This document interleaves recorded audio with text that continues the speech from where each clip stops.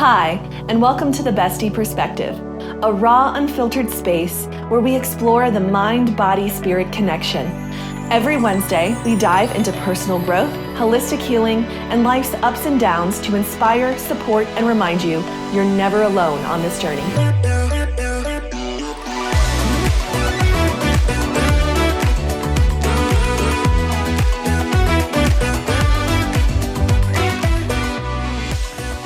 Hey besties, welcome back to another episode of the Bestie Perspective. Today, we're diving into something I know so many of us struggle with, including me, and that's doomscrolling. You know, when you tell yourself you'll just check your phone for a few minutes and suddenly you're an hour deep into videos, news, or random rabbit holes you didn't even mean to be in. I've heard this come up a lot lately, from friends, from clients, even just in casual conversations. People saying it's so hard to break the scrolling habit. And I feel like it's time we shine a little light on this issue. Not to make anyone feel guilty about it, but to really talk about why it happens, how it affects us, and most importantly, what we can actually do to start breaking the cycle.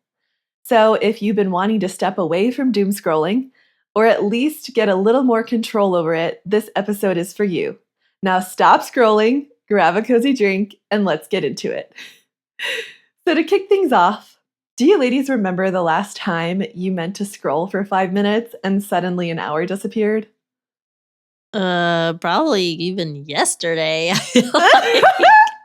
I was about to say the same thing. Yeah. I mean, I'm really glad we're talking about this because it feels like I could easily slip into this maybe 3 times a week or more. What about you, Hannah? Yeah. Yeah, it's really common for me too, especially with so much of what I do being on the phone, whether I'm trying to market for new clients or just answering people's questions or sharing my life.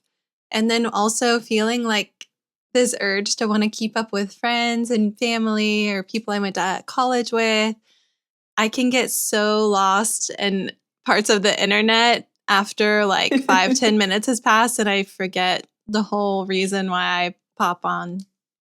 Oh yeah. I think it just amazes me how many times this has happened to me, and it really feels like I lost time. It genuinely feels like it was 5-10 minutes, and I'm like, holy shit, it's been an hour? So I'm with y'all. I think it's happened to me even this past week too. So let's talk about what doom scrolling is, for those who don't know. Basically, it's that late night rabbit hole where you tell yourself you're just checking Instagram or TikTok for a few minutes, and then suddenly you've gone from laughing at a meme to spiraling into sad news headlines, or worse, random videos about something you didn't even know existed.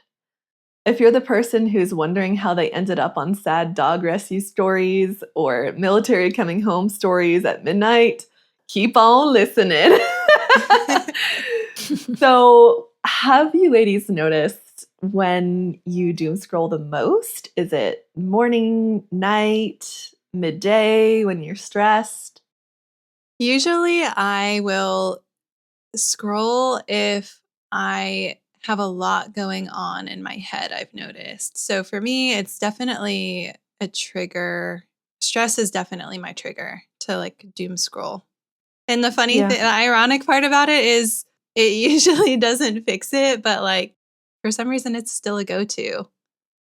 I will have more thoughts and especially with the recent events, I'm just taking in so much information. It just making me think more. It's not helping my stress. It's just weird. I don't know. Yeah, it reminds me of the tie-in with our Power of Feeling Everything episode. Mm-hmm. And I think maybe you mentioned it in that one too, but it being something you go to or you notice when you're feeling an emotion, that Yes. you'll feel that urge to pick up your phone and scroll. So yeah, it feels like it ties right in for stress too. Mm-hmm. I think for me, it's kind of a downtime go-to. It's like a decompression thing. So when baby girl is napping, I'm like, well, I'm about to chill out not do anything while she's asleep too. Finally, some peace and quiet. Let me see what's happening. And then nighttime. So when she's in bed and we're chilling out, me and husband, in the living room, just us, sometimes it's just so easy to just go ahead and just, well, let's see what else is happening in the world. So yeah, I think for me, I'm not stressed, but it doesn't end up decompressing me, I don't think. I think that's when I'm wanting to decompress, that's when I go for it, but I don't think it ends up helping at all. Yes. I think for me, it's nighttime the most. I think I've gotten in a really not great habit of I crawl into bed, I grab my phone, and I scroll until I'm tired. But really, that's not healthy to just exhaust yourself with scrolling and pass out. And I feel like it keeps me up a lot longer. There was a period of time where I actually swapped out my night scrolling for reading, and I would fall asleep within 30 minutes or less every night that I read. But when I scroll, it keeps me up for 1 to 2 hours more, I feel like. So it was really interesting even noticing that difference. Wow.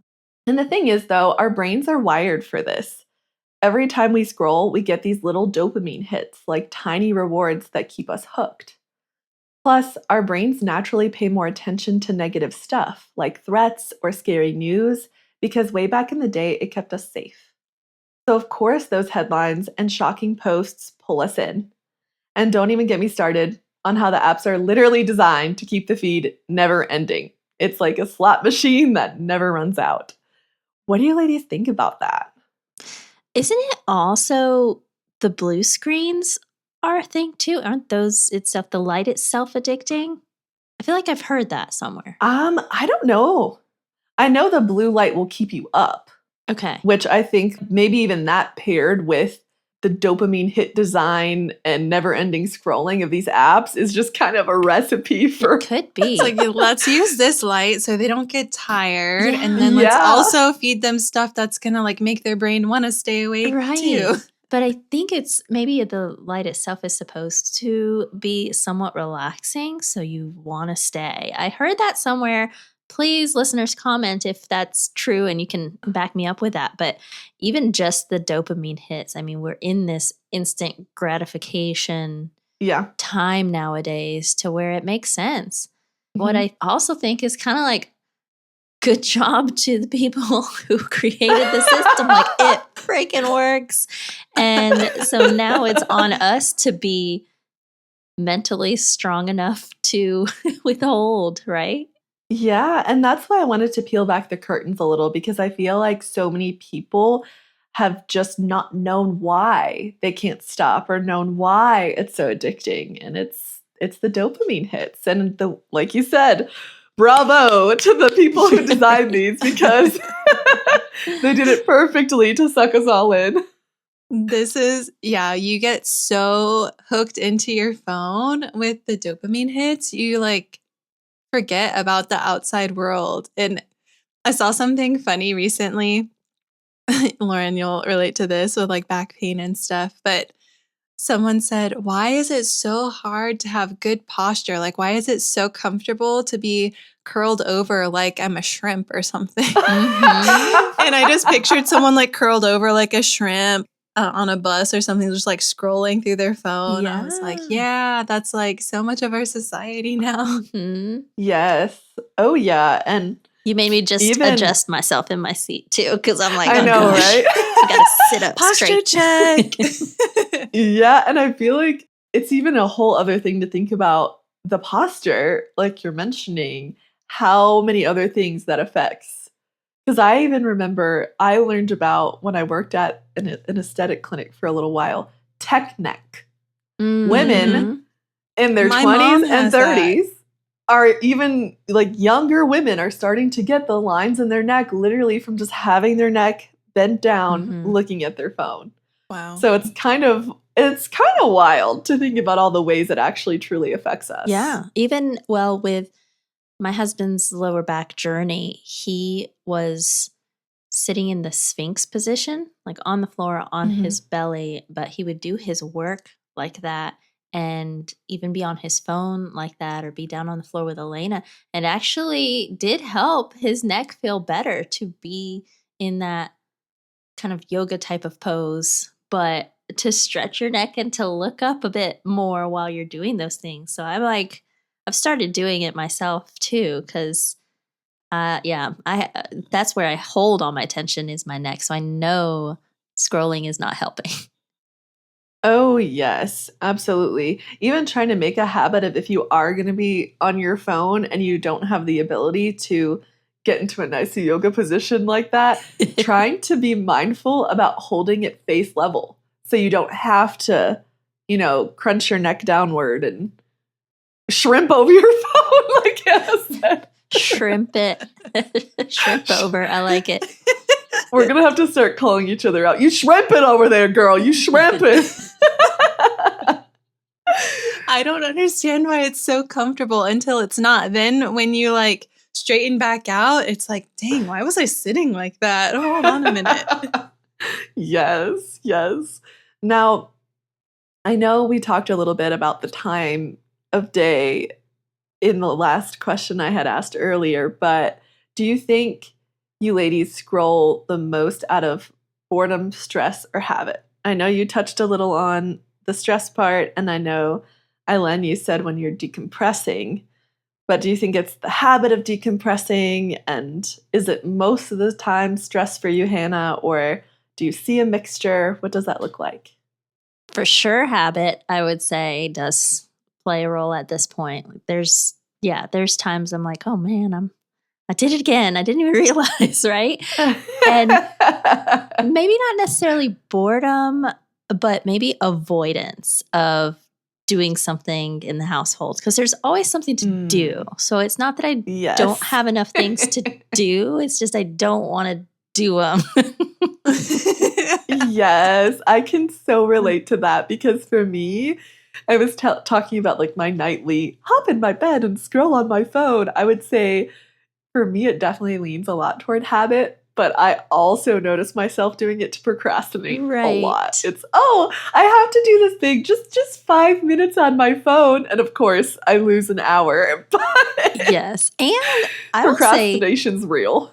but if I'm even just trying to look something up on my phone and the last thing I accidentally left an app up or something or left social media up, then I'll get so easily sucked in. And even just 5-10 minutes Yes. later, I'm like, oh crap, wait, what was I going to do?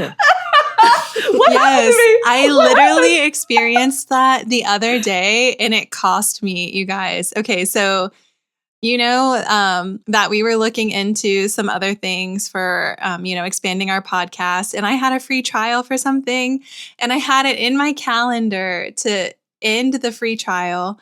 And I forgot. And the next day I was like, oh, I need to go do that. And I forgot again because I opened up my phone To do it. Like Instagram was still up. No. And then 2 hours later, I got the email, your subscription for $29 a month has been renewed. I was like, no. Oh my gosh.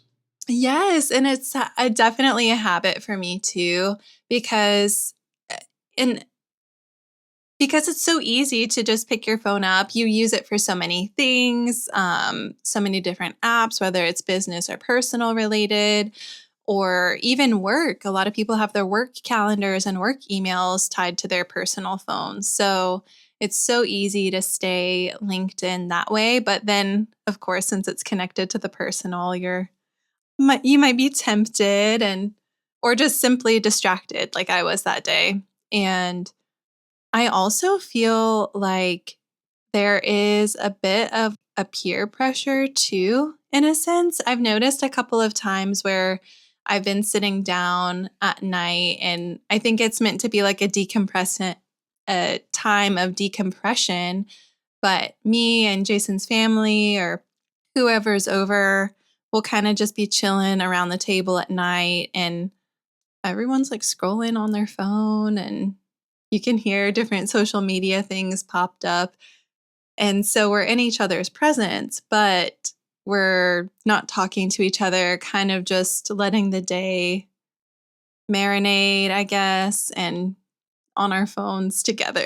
Mm. So if I'm not on my phone, I feel kind of bored or not comfortable.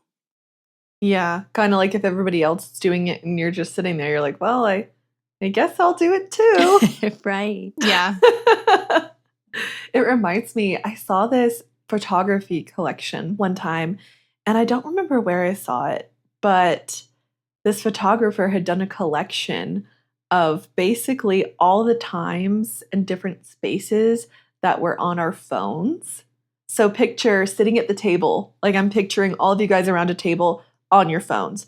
Picture laying in bed with your significant other on your phones. Picture sitting on the couches, maybe you and Jason together, Hannah, and you're on your phones. Or Len and Eddie, he's on his laptop and you're on your phone. But now picture all of those pictures, but take out the devices. And what does that look like?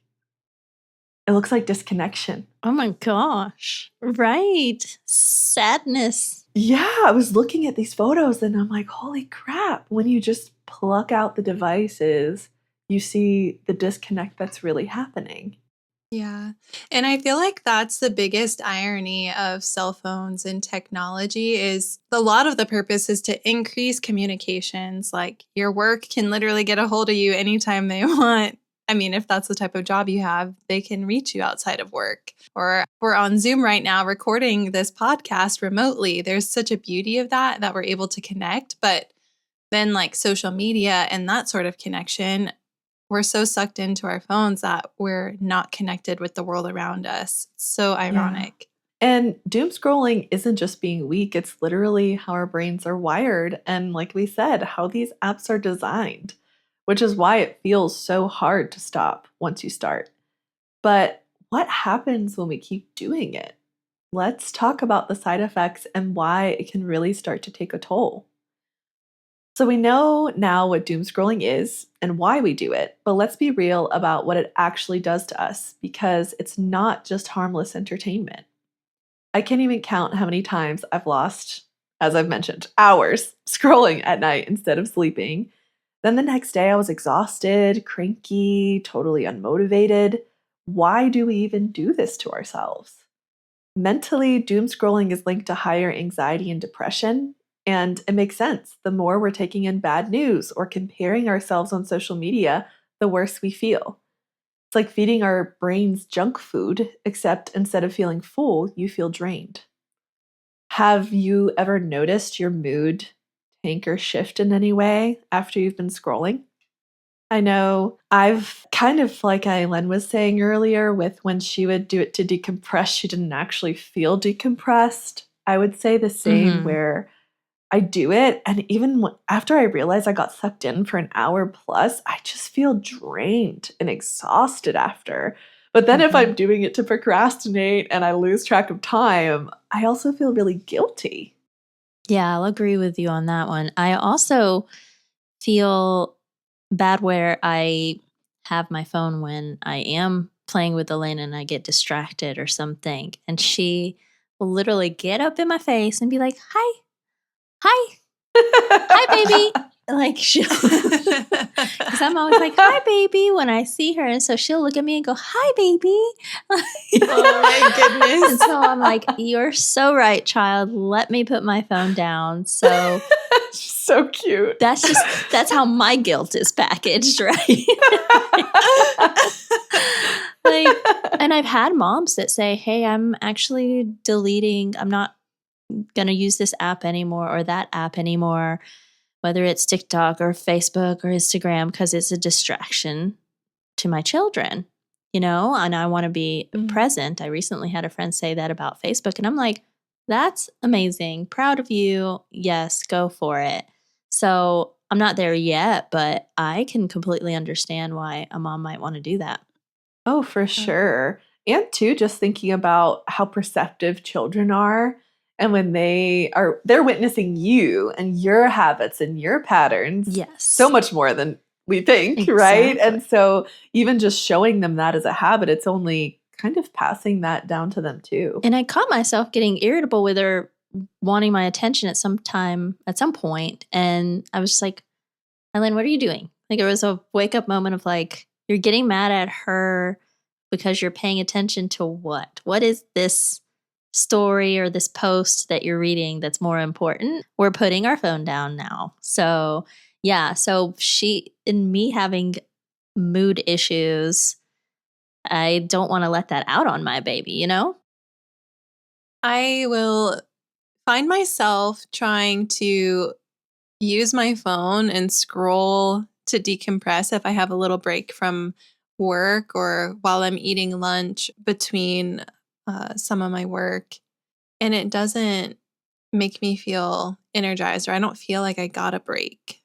And there are times where I have like doom scrolled at night and I feel absolutely exhausted, and then I can just pass out and go to bed after that. But I don't feel energized for sure. Even if it's in little short stints like that I'm spending on my phone, I definitely feel tired. Yeah. And it's not just our mental health either. Our bodies feel it too. I think both of us mentioned the sleep disruption, and we talked about the blue light earlier, but also racing thoughts. I know with the recent events too, and whenever something big or traumatic is happening and flooding social media, I catch myself having a lot of racing thoughts at night and having trouble going to sleep sometimes Mhm. because maybe the last thing I happened to scroll upon was some super heated, hot topic of sorts. Right. Yeah. And even just how being on social media like that, we're more sedentary. We're sitting for long stretches, losing time that we could be moving or resting. Like you said, Hannah, I didn't even feel like I had a break on my break at work. Mhm. So we're kind of missing out Yeah. on resting, on healthy habits and sleep. So it may feel harmless in the moment, but it really does add up. Mentally, emotionally, physically, it does take a toll. And if you've noticed this in yourself, you're definitely not alone.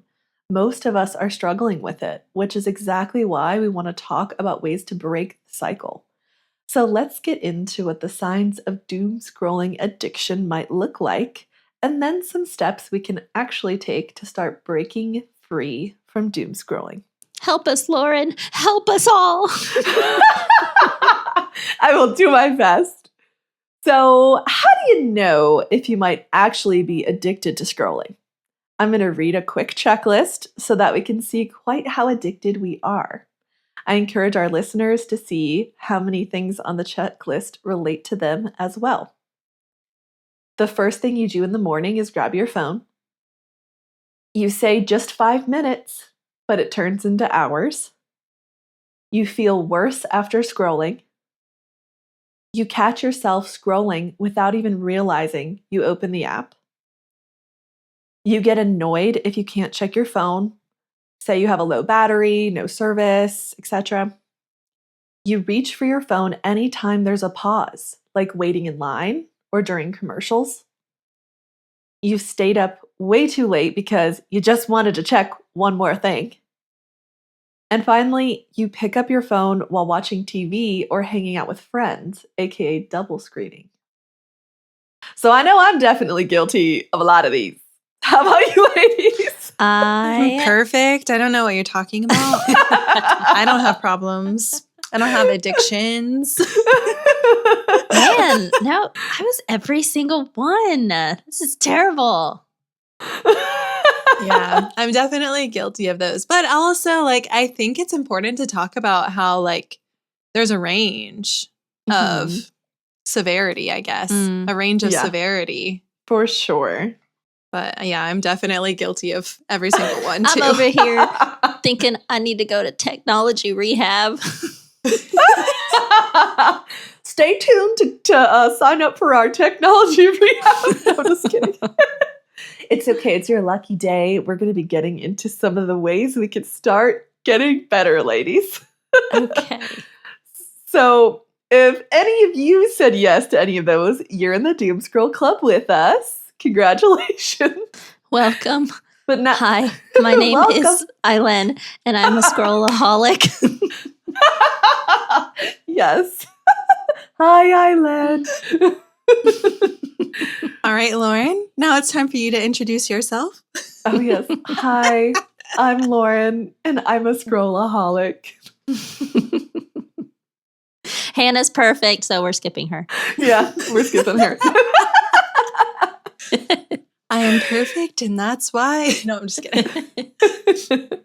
My name is Hannah, and I'm also a scrollaholic, even though I don't want to believe it. Doom Scroll Club may now commence. Right. Now that we've dragged ourselves and everyone listening, let's talk about how to actually shift this. So before I get into the tips, I'm curious of what your biggest scroll trap is. What's that thing if you see it, it hooks you every time? I know for myself, you both know I'm such a foodie girl and I love to cook. So the thing that I think really pulls me in is food and recipes. And that's so much of what my feed is full of. So if it's up, like you guys were saying, when you go in your phone to do something and I'm like, ooh, what's this? That looks good. I know that sucks me in. And I really like a lot of couple comedy clips, like different couples that post funny things. So I think those suck me in the most. Those are my biggest scroll traps. How about y'all? Nice. Mine for sure are relationship related. Sometimes it's just a tip and like a therapist giving advice on a podcast or something like that. That's like, oh, this is such great insight. So it's usually something insightful, even if it's negative or a realization of like, oh, I need to work on this with my husband or something. And then funny kid stuff. Yeah, that pops up. So I think those two things suck me in. So I guess relationship is not just romantic. Most of it is boyfriend, girlfriend, husband, wife, partner, but sometimes it's mother and child stuff too. Yeah. How about you, Hannah? What's your scroll trap? Well, a lot of my feed is full of couples comedy also, or relationship stuff. It's also full of a lot of inspiring and beautiful, like coaching type of content, like uplifting, dogs, babies, all the good food too. But I feel like when it becomes a scroll trap for me, because I can usually kind of just pop out and be like, okay, I'm done, because that's my normal feed. But I feel like I get really hooked in when I come across news or drama or something that leaves me wanting to like read every single word and then read another post related to it. And I'm like, I gotta know more. Yeah. Or this person had a really juicy take on it. Oh my gosh. And they hook me in like the first 3 or 5 seconds of reading. That's or true. watching. I think it's something that makes you want to investigate further. Yeah, that's accurate for me as well. Yeah. And like it could be a silly reel that someone posts that is totally unrelated to content that you normally consume. But if they've got a really good hook, it might leave you waiting like, well, I have to watch the rest of this video. Like, what are they going to tell me? Yes, I have definitely been caught by that too. I'm so guilty of it. And then I'm like, well, sometimes I'll watch it and be like, well, that was a waste of 30 seconds. Next. Yes. And then I almost find myself when that happens, it's a disappointment. So I'm like, I need to scroll until I find something that makes me feel better again. It did not give me my dopamine hit. It lied. I thought I was going to get it, and now I got to keep looking. Yes, exactly. Oh my gosh. So addicting. Well, I'm going to get into the tips now. And as I go along, I'm curious to see if either of you have tried any of these. So the first thing I have is app timers or screen time limits. I don't know if anyone's actually tried those. Do they work? Do you just ignore the warning? I know one of my clients recently shared they started using ClearSpace. It's an app. And they were really liking how it increased their awareness more about how often they were automatically going and clicking on a social media app, kind of like we were sharing today. And they were telling me more about it, and it apparently provides a mindfulness quote when you go to open a social media app and actually encourages you to take a few breaths. And I know they said this kind of paused them, right? When we go to that automatic, I'm going to click the app, not even thinking, and we get sucked in. She said that pause of the quote and the breaths, she's like, after I did that, I didn't really feel like I needed to keep going or needed to click on the social media. So I It thought diverted her away. that was really cool. Nice. Yeah, by causing that pause, right? Because I think what we're sharing today is a lot of what's happening is automatic, which is a little scary, Mm-hmm. right? We're just so used to doing it. We're not even realizing until we're in it and we're, holy crap, I'm snapping myself out of it now. And this app also even allows you to set time limits if you do want to use your social media app. So if you click it, they have the quote, they have the breathing, and you still want to go on, you can actually set a timer through the app. So it kind of keeps you in check if you did need to go, say, check a certain message or see something. And it also lets you earn scrolling time with exercise. I thought that was really cool too. Oh, cool. And another thing I also heard of is Brick. It lets you block distracting apps and notifications on your iPhone while leaving only the essentials accessible. And once you activate it by tapping your phone on the brick, the apps you've chosen to block become inaccessible until you deliberately tap again to the brick. So I kind of liked that idea. If you actually have to get up and move, making it reconnecting to social media a more intentional, mindful decision. So those are some things that I've seen, but have either of you tried anything yet or seen anything on your end? I have heard of screen time limits and I have used them, but I would always just skip them and be like, no, not today. Like, I'm going to keep scrolling today because it's a weekend or something like that. But Yeah. I also have heard of Brick not too long ago, about 2 weeks ago. I think I heard of it for the first time. Mhm. A girl I went to college with, she was posting about it on her TikTok because she's on her phone a lot for work and she just wanted to be more intentional with how she was using her technology and not getting sucked into social media so much when she was working. So I thought that was a really interesting concept, Yeah.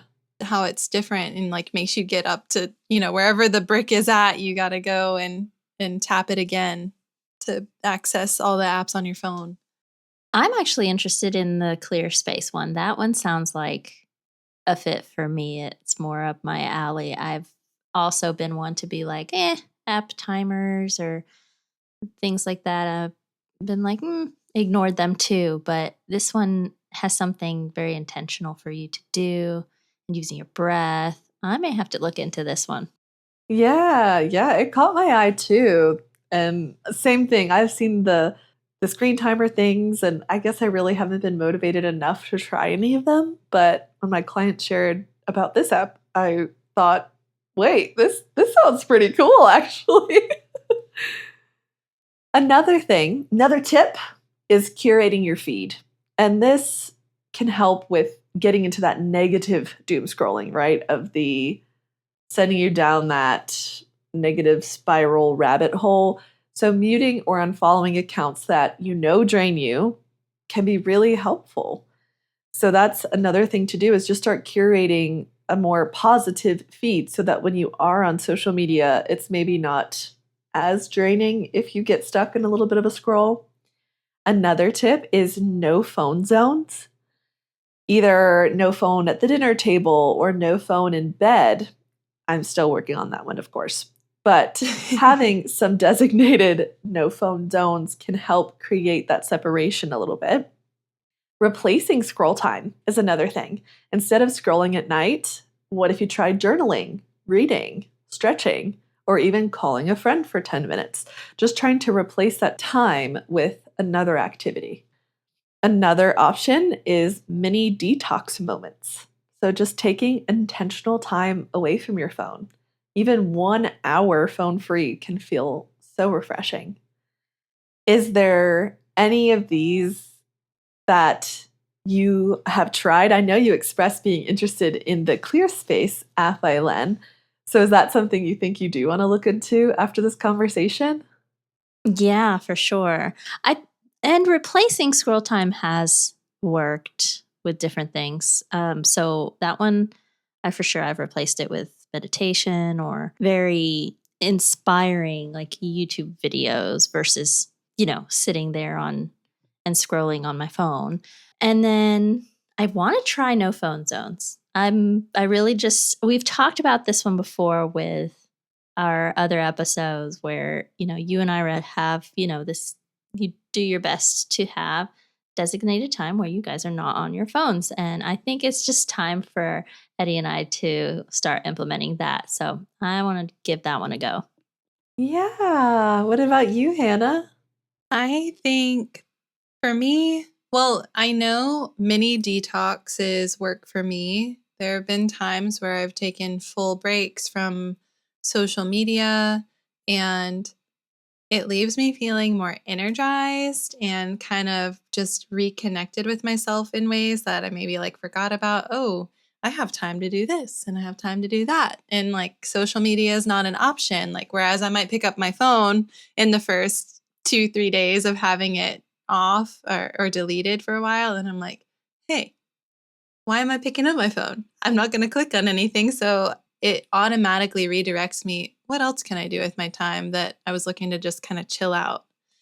And whenever I feel like really tired or drained, I feel like that's a good option for me because I feel like it helps me actually rest more than when I scroll and I don't feel very rested to decompress. And then also no phone zones I want to try too, because lately I feel like me and the hubs have been on our phones a lot, and I don't know, it would just be nice to have intentional time that we both agree on to like connect with each other and not be on our phone. So I'm down for that too. Yeah.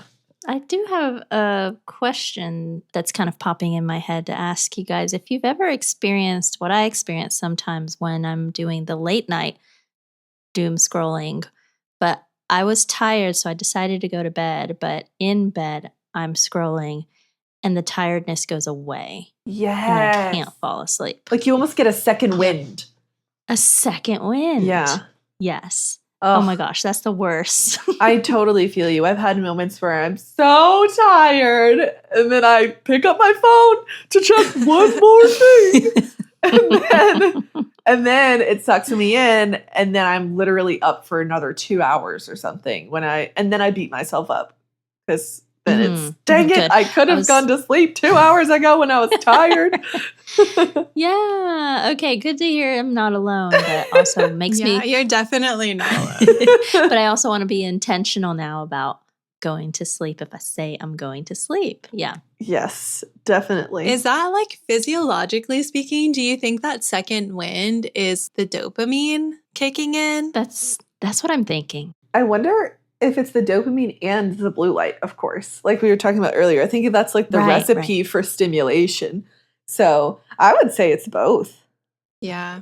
And I know there's going to be the people out there that are like, I watch TV to go to bed. It doesn't bother me. But like, I don't know. Okay. I don't know. No, I believe them. I guess once you're like used to something.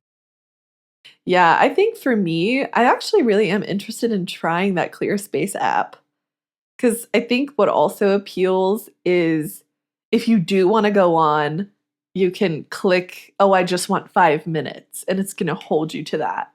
So yeah, I think I would be interested in trying something like that and getting into the replacing scroll time again. As I mentioned earlier, I was in a really good habit of reading every night before bed, and I actually really enjoyed that. So I think those are two things that I really want to tap into again.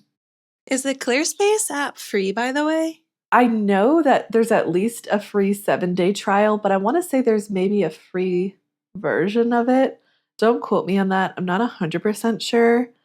I'm going to look into it and see, but I know you can at least trial it for 7 days to see if you like it and have all the perks. Hey, there you go. That's a perk. Yes. But I want everyone to know and remember it doesn't have to be all or nothing when making these changes. Even one small shift, like no scrolling after 10 p.m. or swapping 5 minutes of TikTok for 5 minutes of stretching, can make a difference. Which brings us to the fun part. I would like us to come up with a little bestie challenge to help keep ourselves and our listeners accountable. So Yay. I'd like to set a goal this week together, whether it's no scrolling after 10 or replacing a scroll somewhere. What's popping out to you, ladies, that we could try this week together? Ooh, I love this.